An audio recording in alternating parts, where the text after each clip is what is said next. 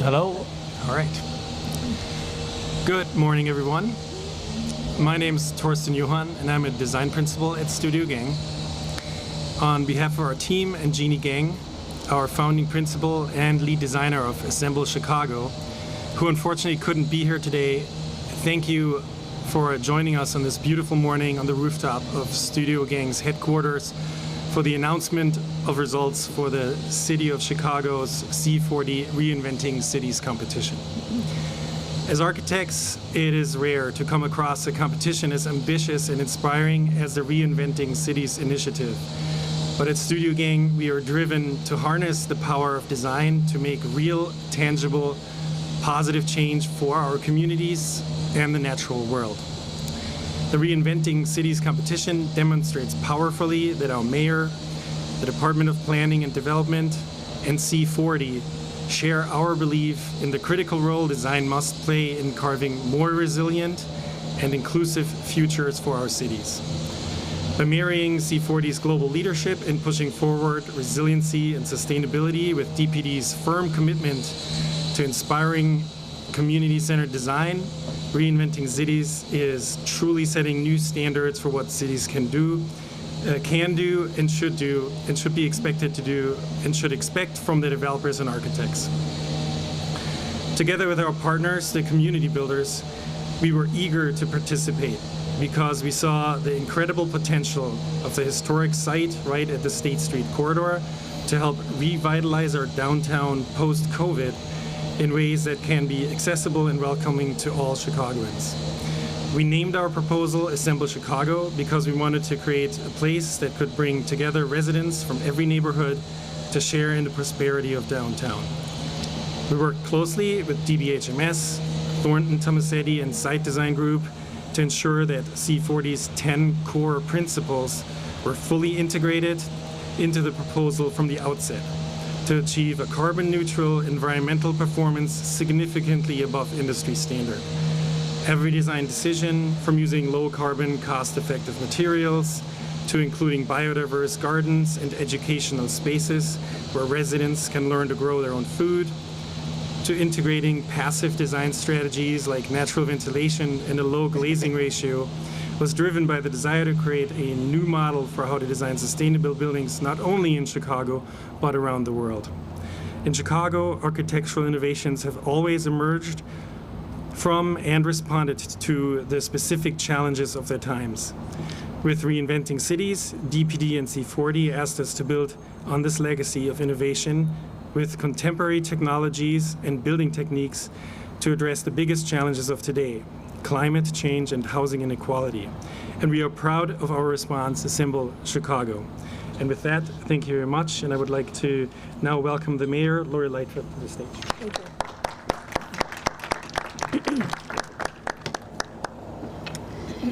Thank you, everyone, for being here. I want to begin by taking a moment to address the violence that occurred at around 6 a.m. Today on the South Side. It happened in a house over in Inglewood. We now know that several people were killed and several others wounded. And while details are still unfolding, the last briefing that I had, the medical examiner was still at work, and detectives had limited contact with the scene. But we must acknowledge this for what it is: a tragedy that has ripped apart families and inflicted intense trauma on several individuals. It tells us that we still have much work to do in our mission to end gun violence here in Chicago, in particular to limit the access of individuals to illegal guns. I've been in touch with the White House, who reached out this morning to offer supports, and I am grateful for the Biden administration. They've been great partners with us, but we all have more to do. And what we will likely learn as the details become clear is that illegal guns continue to plague us. Gun violence continues to have a deep and painful history in our city. Unfortunately, Chicago is not unique. We are part of a club of cities to which no one wants to belong. Cities with mass shootings. I was in contact over the weekend with fellow mayors from across the country in response to the mass shooting that just happened over the weekend in Austin. I stand with my fellow mayors across the country. As a nation, not just by individual cities, we have to be united in our stance against illegal guns and forge common sense solutions. The solutions are there. What we need is a political will to forge ahead and to implement them and demand more of ourselves. Cities individually cannot tackle this problem on its own. We just cannot. In Chicago, we've done absolutely everything possible. And we need help from the federal government because this is a national problem.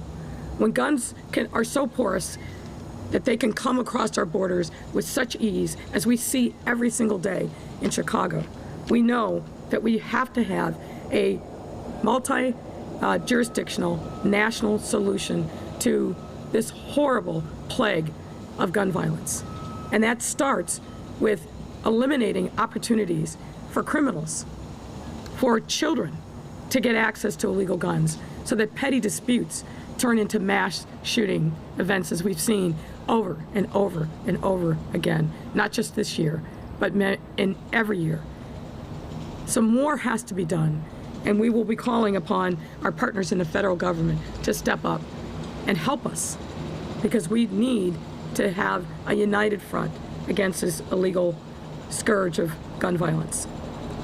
I want to extend my deepest condolences to the individuals whose lives have been irreparably touched by what happened this morning. I want to extend my condolences to the friends and families of those who have lost their lives in this unconscionable act of violence. And I'm holding those who are wounded in prayers and hope for an actual recovery, a recovery from their wounds, but also recovery from the trauma that they will carry with them. Now I'd like to talk about today's announcement. It's important that we move forward. It's important that we recognize that we do have a great city full of innovation, and that we capture the joy in moments like this. We dare not look away from the challenges, but we also dare not let those challenges define us, because we are so much more than one event. So I'd like to recognize the other leaders that are here with us today. First, I want to note and acknowledge Alderwoman Sophia King. The actual site of this development is in her ward, and she and her team have been intimately involved from the very beginning. I want to acknowledge the Department of Planning and Development Commissioner Maurice Cox, who you'll hear from in a moment. Department of Housing Commissioner Marissa Navarro. I want to acknowledge Superintendent of the Park District, Mike Kelly, and Community Builders Vice President Will Woodley, Center for Neighborhood Technology Vice President Jackie Grimshaw, and C4 Regional Director for North America, Laura J. Excuse me. I also need to acknowledge and thank Cindy Pritzker, truly one of the jewels of our city. And thinking about her does make me smile. This new development will be situated on Pritzker Park, and Cindy has been engaged throughout this process. I spoke with her just this morning, and she sent her regards to all. Just last September, our city and our partners at C40 selected 4 local development teams as finalists to purchase and redevelop city-owned land at Van Buren and Plymouth Court in the Loop. Land that part was a park, but part is a parking garage that had been empty for years. These teams were charged with a daunting but necessary mission, one that would involve leveraging the site's location with a viable mix of uses, including improvements that enhance the adjacent Pritzker Park as open public space. Each and every proposal stood out in their own way and reinforced the mission of C40's Reinventing Cities competition, which was designed to not only drive carbon neutral and resilient urban regeneration, but as a model that demonstrates how cities and businesses can team up to create healthier, greener, and more economically viable urban development. Something that our city must strive to do now more than ever. We cannot fully turn the chapter on COVID-19 without fully addressing the lingering impacts it has had on the social, economic well-being of our residents, especially those who are Black and brown and under-resourced. And we need our partners in the private sector to step up, as they have been doing throughout the pandemic, to help us accomplish these important goals, as well as answer the call of our residents in their time of immense need. That's why I want to give a special shout out and thanks to each and every one of the development teams who responded to our request for proposal for this competition. And I am immensely thrilled to be here to announce, which you probably figured out, that the winner of the competition is the Community Builders and their architectural partner, Studio Gang.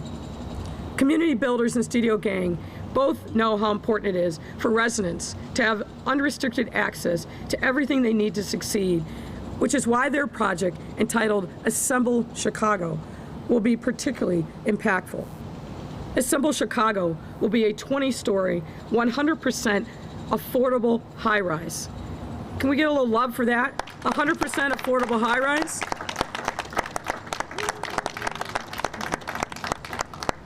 This will bring transformative change to this underutilized plot of land in the Loop. Not some far-flung location on the outskirts of town, but in the heart of our city. We will have affordable housing that will really transform the lives of the residents who will be there. The project, which leverages $102 million, will feature over 200 rental units with sizes ranging from studios to 2 bedrooms, and will be priced for tenants earning 30 to 80% of the area median income. It will also feature a 2-level podium with a food hall for minority-owned restaurants, nonprofit office and meeting space, a produce grocer, and a wellness clinic, and utilize a low-carbon concrete mix that will allow the building to achieve LEED Zero Energy certification and Living Building Challenge Materials PETAL certification. Again, very remarkable accomplishments. Furthermore, this project will also support approximately $2 million in improvements for Pritzker Park. These improvements include a spray fountain, community stage, rain garden, extensive landscaping, and restrooms, with details to be finalized through a Chicago Park District-led community engagement process.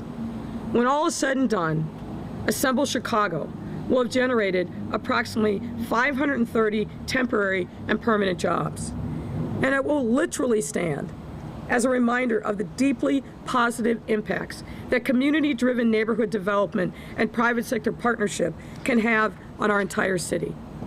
I really want to extend a heartfelt thanks and congratulations to the entire Assemble Chicago team on winning the C40 Reinventing Cities competition here in Chicago, and thank them for their powerful commitment to bringing our residents with what they need, equipping our residents with what they need to attain upward mobility.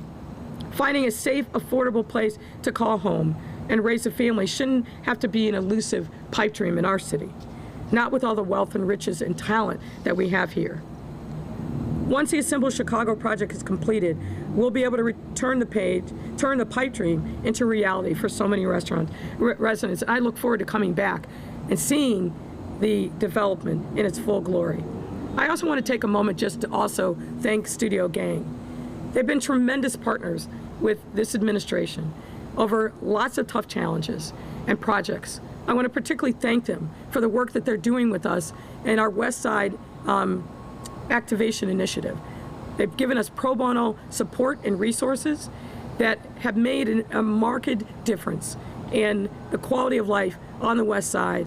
They've helped us engage with the community, but also bring innovative ideas and thinking to this massive but important task of changing the fortunes of people in West Garfield. So I want to say thank you on behalf of myself, my team, but also a grateful city and the West Side for the work that Studio Gang has done in helping us.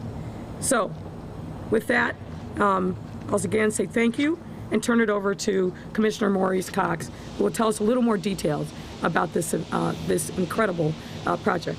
Commissioner? Thank you. Oh, good morning. Good morning. Morning. Don't you just love the sound of a city under construction? Progress. I'm just delighted to be here and this pretty exciting announcement for the Loop and for the city. Firstly, to Mayor Lightfoot, and just to thank her for her commitment of putting equitable development at the forefront of her agenda for this city, and directing us to find every way possible to embed it in each project that comes forward. So you can imagine when the C40 competition came to the planning department's attention, our task was to try to find a way to thread the extraordinary ambition for resiliency, net zero carbon building, and the mayor's agenda for equitable development. And it really was this competition that helped us crystallize that it is not just an issue of equity in neighborhoods, it's also in the Loop, and the challenge of producing the first affordable high-rise to be done in the Loop, and God knows how many years, was a challenge that we thought needed special attention, this particular competition format.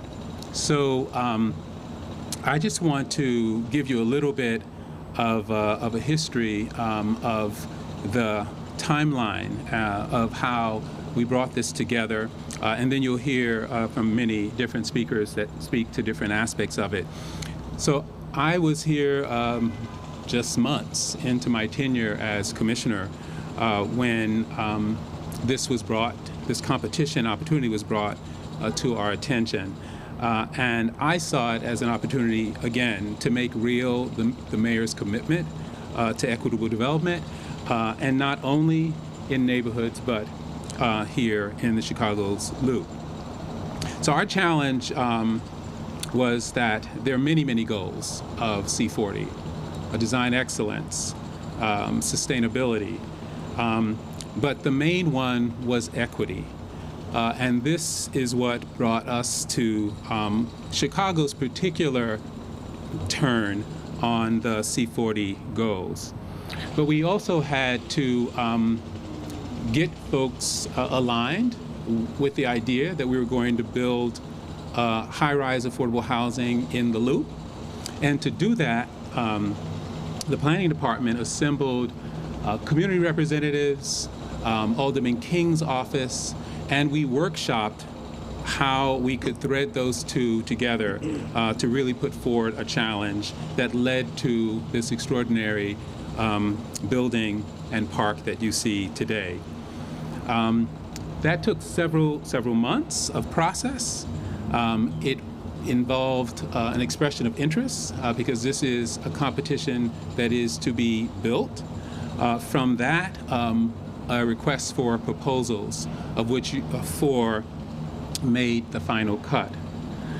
And one of the innovations that we've been doing here in Chicago is how do you take a community's directive, a community's inspiration, and thread it through a competition.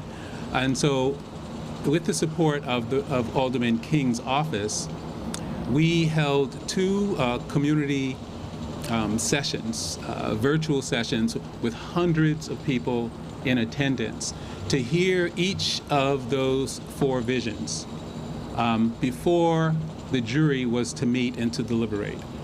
We sent out hundreds of surveys to collect community's notion of how this resiliency and equity should be interpreted. And then we met. And so this particular 2-part process, I think, led to not just one extraordinary proposal, but many. And in a particularly challenging opportunity site.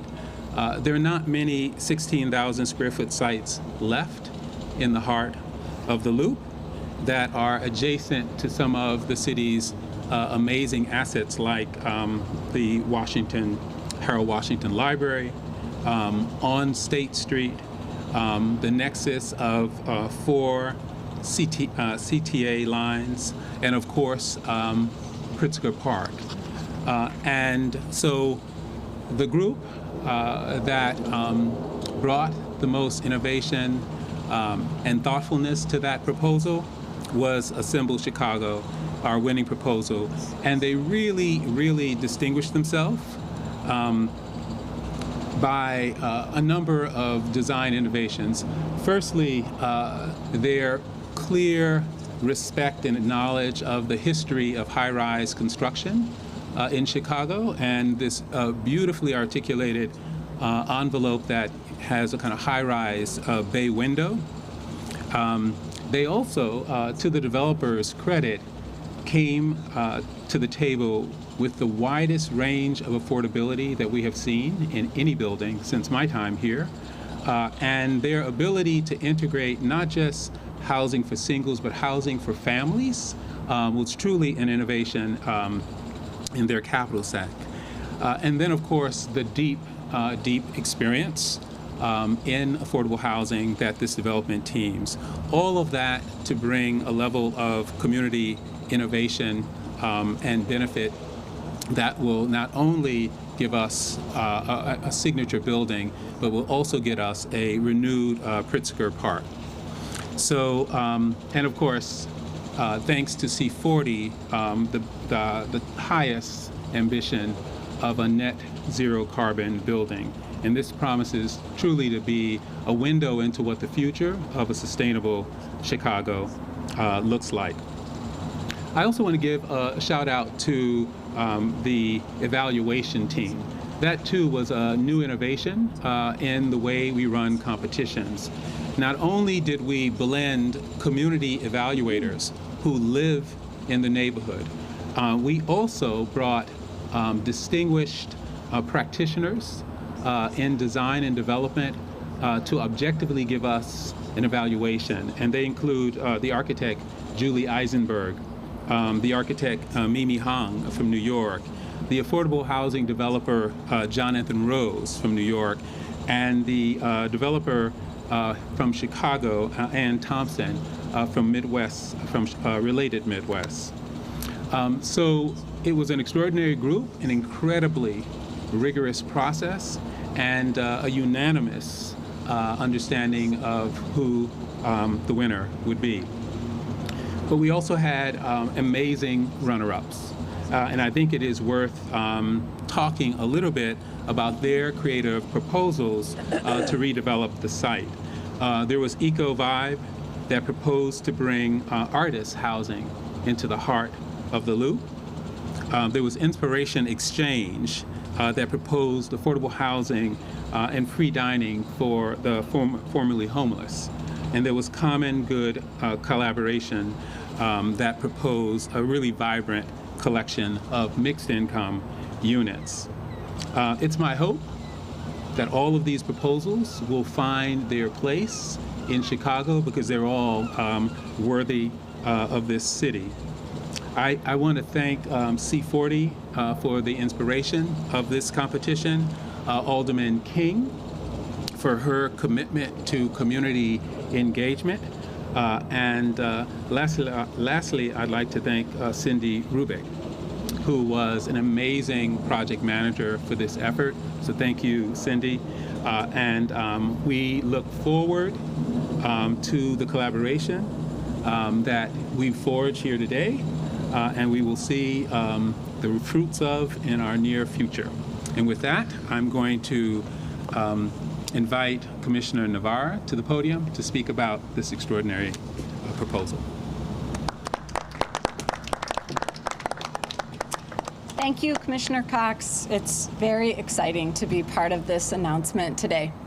I would like to acknowledge and thank all the finalists for their proposals. You've heard a lot about them now. I'll just say it's this kind of collaboration and pushing our understanding of what we can do with affordability and sustainability that moves our field forward and that we all need more of. So the vision of the Department of Housing is the equitable distribution of resources across all 77 community areas so that every Chicagoan can choose and remain in quality housing that's affordable, safe, and healthy. And we all know that affordable housing is not equitably distributed today. We have some community areas in which more than 80% of their housing is restricted affordable, and we have some in which less than 2% is restricted affordable. In the Loop, just 6% of rental housing is affordable, and the median household income is $107,000. So this project site is in an area in which we have room to grow our affordability and give people more choices. So I'm a firm believer that those who need a subsidy to live affordably should have just as many places to live as those who do not need a subsidy to live affordably. This proposed development gives us 207 more choices for households who want them, who want to live next to transit, next to the city's largest library, schools and universities, the lakefront, and of course, jobs. And in addition to all the sustainability features, I want to point out two important parts of this development from my perspective. One is that the proposed development includes family-sized units with the South Loop Elementary as their neighborhood school. The other feature is the income served. An important point to keep in mind when it comes to affordable housing is that the term low income, it does not refer to a monolithic population. So almost 70% of those considered low income fall in the very bottom income tier, those that earn 30% of the area median income and below. 30% means about $28,000 for a family of four. So the vast majority of Chicago's low-income population makes that amount of money or less, and yet we struggle the most to serve them because they need the most subsidy in order to live affordably. So what's also exciting to me about this development is that it would reserve 1/3 of the units, that's 68 households, to house that lowest income population. And that those are the folks who would then get to live across the street from our biggest library, from 4 public transit lines, blocks from the lake, and hundreds and thousands of jobs, as it should be. And we're grateful to the Chicago Housing Authority, by the way, for helping make that possible. So thank you also to the Department of Housing's Lisa Steffens for her contribution to this RFP, and to all involved for advancing this exciting vision for quality, affordable places to call home in Chicago's Loop. I'll turn it over now to the Vice President of the Community Builders, Mr. Will Woodley. Thank you.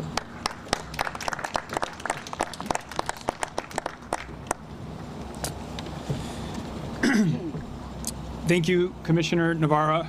I'm Will Woodley. I lead development for the Community Builders in Chicago.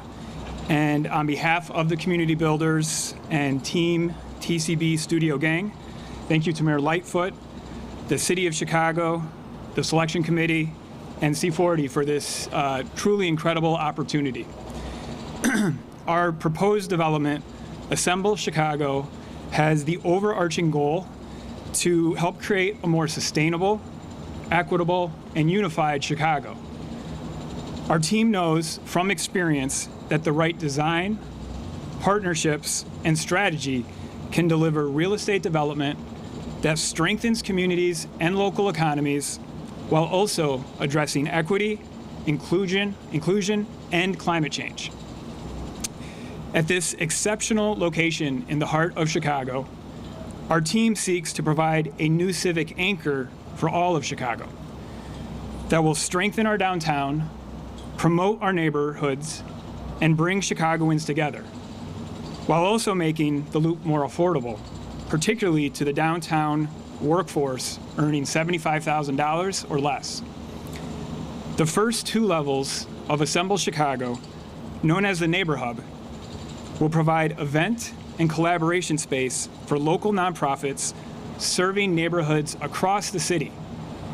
It will also include a food hall showcasing minority-owned restaurants from different communities, and the Neighbor Hub will thoughtfully connect to an improved Pritzker Park that will activate State Street with new green spaces and events that celebrate the strength and diversity of Chicago. Equally important, Assemble Chicago will provide over 200 apartments for the essential downtown workforce earning $75,000 or less. These workers in our downtown restaurants, stores, museums, theaters, and office buildings who are essential to the success of our local economy, will have an opportunity at Assemble Chicago to live affordably close to their work. Residents will also benefit from a Rush Wellness Clinic on site. All of these benefits will be delivered in a carbon-neutral building that also provides space and activities that promote urban gardening and sustainable community development throughout Chicago's neighborhoods. We hope that Assemble Chicago can provide a model for how we can develop our downtown and our neighborhoods together to create a more equitable and sustainable future for all Chicagoans.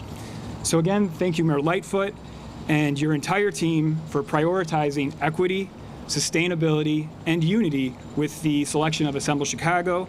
We want to thank Alderman Sophia King for her leadership and for helping to ensure community engagement and input during this competition. And last but certainly not least, I want to thank our team, an exceptional and diverse group of local and international design firms, along with the Center for Neighborhood Technology, Rush University, and Calibrate Coaching. I want to particularly thank Studio Gang for listening to and embracing our goals for this site, and then responding with an exceptional and inspiring design. TCB's mission is to build and sustain communities where all people can thrive. Assemble Chicago is not only Chicago's next great architectural achievement, it also exemplifies our commitment to strong, equitable, and sustainable urban communities for all. So again, thank you on behalf of the entire TCB Studio Gang team, and we look forward to delivering Assemble Chicago for our downtown and for all Chicagoans. And it is now my great pleasure to introduce Ms. Jackie Grimshaw from the Center for Neighborhood Technology.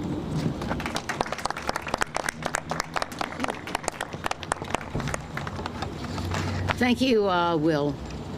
I am very excited to be here today, not only for C&T as a partner with the Community Builders, Studio Gang, and other organizations of Assemble Chicago, but for community-based organizations throughout the city. This project will include space dubbed the Neighbor Hub, where neighbors not only in the immediate area, but neighbors throughout the city can gather and use. Once completed, Chicago neighborhoods will be able to connect to the loop in a unique way. The Neighbor Hub will provide space where CBOs can feel like they too are part of downtown. A place where they can have meetings, events, or exhibitions that highlight their organization and their communities. Additionally, the Neighbor Hub will be a space for CBOs to collaborate with each other, with city decision makers, civic organizations, and funders. CBOs will be able to make their projects or programs visible and more accessible to residents from all across the city. C&T works with communities all over the city and will leverage our relationship and our expertise in urban sustainability, resilience, and especially equity and community engagement to work with community organizations to program the Neighbor Hub. As one example, C&T is a co-chair of a Chicago area network of CBOs, civic organizations, and academics that is focused on transportation equity and mobility justice. This space will allow for inclusion of not only CBOs, but also residents of those CBOs for training or educational activities. The Neighbor Hub expands our options for engaging not only the leadership of organizations, but their constituents as well. Other civic groups that offer training or build coalitions could also use the space in a similar way. The Neighbor Hub will be designed and programmed with community organizations from across the city. We want to thank community organizations that have already contributed to the design and programming of Assemble Chicago's Neighbor Hub, and look forward to building a collective of, of organizations across the city that will continue to guide this important space in the loop that will anchor State Street. Special thanks to Mayor Lightfoot, the City of Chicago Department of Planning and Development, and Department of Housing and C40 for this opportunity. Now I'd like to invite Laura Gay, C40 Regional Director of North America, to share remarks.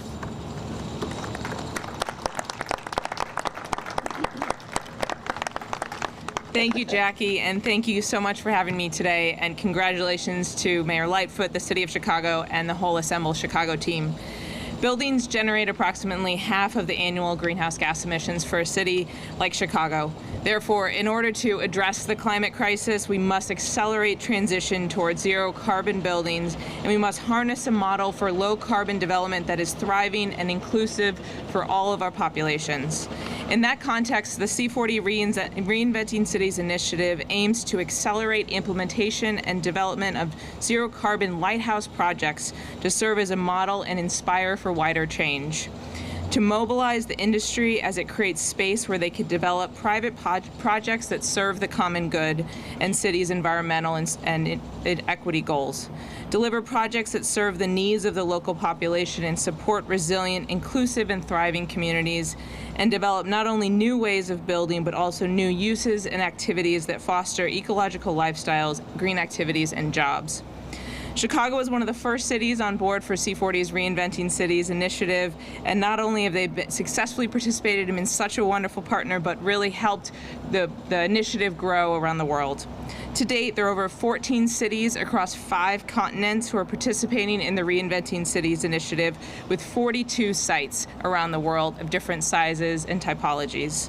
The initiative has engaged over 3,000 firms and created new and multidisciplinary teams, with most bidding teams including 14 different firm partners.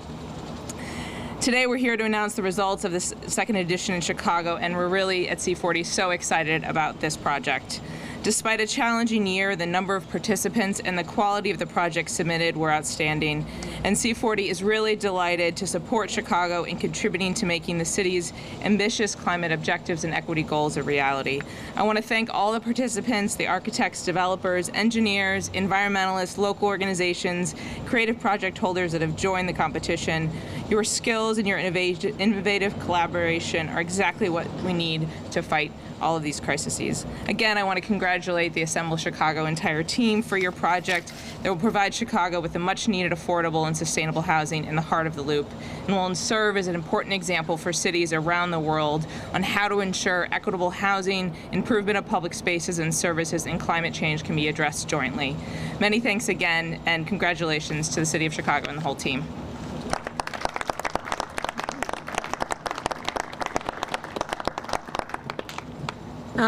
Happy to take your question. Sounds like, Craig, you have one? Yeah, Mayor, with the continued mass shootings that we're having on 75th Street over the weekend, just this morning, as you mentioned, how can you expect people to be coming downtown and going into the neighborhoods and shopping and bringing the city back as we're reopened when this violence just continues on a weekly basis? Well, unfortunately, what we're seeing here in Chicago is not unique to Chicago.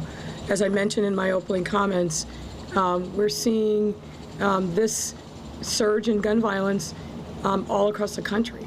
Had a lot of conversation over the weekend with the mayor of Austin, where there was a mass shooting in his city. And the reality is, this is a national problem, and it needs a national solution. As I said, I think it's important, and your question paints the entire city with the same brush, and I don't think that's accurate or fair. We absolutely have challenges in certain areas of the city. We're very focused on those kinds of challenges. The information that we have about the shooting from early this morning isn't a situation where it occurred on the street, large outside gathering.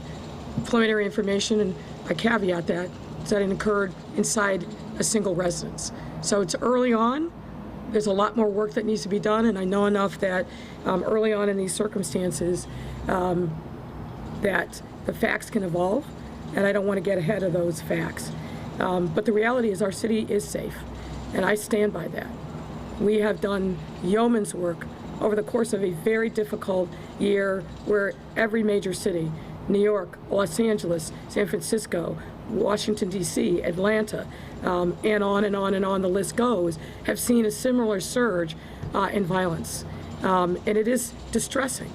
But I remain very focused, very intentional, as does the police department, but also our entire team. We know that to address the root causes of the violence, we can't arrest our way out of this problem. And particularly a circumstance like we believe happened this morning, where it was inside of a house, not something that happened on the street. Those are the toughest circumstances. And what that tells me is we've got to redouble our efforts to call upon the federal government to help us stop the flow of illegal guns into our city. That's absolutely fundamentally crucial. A lot of what we're seeing played out on social media, that there becomes a shooting, a beef from one person to another, one group to another. It's a completely different dynamic if there's no guns. And we can't lose sight of that fact. And no mayor that I know has the ability to stop the flow of illegal guns into a city by herself. We need partnership with the federal government, and we're going to keep pushing for that. But meanwhile, I think the city is open. People are enjoying themselves in every neighborhood, not just in the downtown area. And our goal and our mission is to make sure that they can do that safely and peacefully, and that's what we're doing. But you've got to be concerned about the perception. If people are outside What Chicago... I'm concerned about, Craig, is the fact that people lost their life this morning. That's what I'm concerned about. I'm concerned about the fact that there are people who are dead in an act of violence that makes no sense to me. I'm concerned about the families who will be forever scarred by the loss of their loved ones. That's what I'm concerned about. That's what my primary focus is as the mayor of the city. Obviously, perception matters, but what matters most is the people who right now are in the hospital fighting for their lives, and the family members who are fearful of what was going to happen, and the people who are now claiming the bodies of their loved ones at the corners. That's what I'm most focused and concerned on, sir. I'm wondering as well, you mentioned federal partners. What about Cook County State's Attorney Fox? Do you believe she's doing a good job of prosecuting gun offenders? Well, here's what I will say. I saw that recently she did some kind of webinar for reporters, and the conclusion of her policy person was that the Chicago Police Department is arresting the wrong people who possess guns. I fundamentally disagree with that. I fundamentally disagree with that. We are a city that's awash in illegal guns. Those illegal guns cause deep pain and injury and death. So the suggestion that somehow the police department is wasting its time arresting people who illegally possess firearms at the height of this crisis, I just fundamentally disagree with that. May I ask Commissioner Kelly a quick question? I hate to put you on the spot, but with so many people out and about, and I'm sure you heard it as well, by Sunday evening, the parks and the beaches, there was a ton of litter all over. Are you adjusting your personnel to reflect now that more people are out and about so that the litter problem isn't quite as tough? So actually, that's a great question. I wish, thank you for teeing me up for that, actually, because we're still hiring. We've been hiring. We need more and more junior laborers. So again, if there's people out there looking for something for their young ones to do, their teens, their young adults, we have plenty of jobs. This is not a new issue. We go through this every year, and we've tried everything from Hit the Can and every other campaign out there. The fact of the matter is, you've constantly got to adjust your garbage cans. You've got to adjust your staff accordingly. But look, you have a busy weekend. I don't care if it's on the lakefront, in the neighborhoods. You're going to see a ton of trash. The vast majority of folks, they hit the can, but they could always do better, and you wrestle with it. But you know what? It's a good problem to have. People are out and about, and finally we're getting back out on the beaches and in the parks and the lakefront and enjoying the weather and getting out from under this pandemic. So the bottom line, to answer your question, I'm never satisfied with it. We know it. We see it all the time. It's a constant adjustment, and we work with communities, and we try to do the best we can. And if I could just add to that last question, What we really should also be talking about is people should take more care. Don't litter. Don't destroy our beautiful lakefront by leaving trash everywhere. Be thoughtful about the person who's going to come behind you. You know, we're here announcing something that I think is a great environmental effort, right? We want to reduce our carbon footprint. But what we also want to do is make sure that people don't abandon their individual responsibility. If you're out there in a park enjoying yourself, that's terrific. But clean up after yourself. You know, I'm an old Girl Scout, and I believe when you're out there, you leave the environment better than when you found it. And that means picking up trash. Yes, we need more support. Yes, we will hire more people. But fundamentally, Chicagoans, do yourself and your neighbors a favor. Don't litter. Thank you. Clean up the question. Thank you.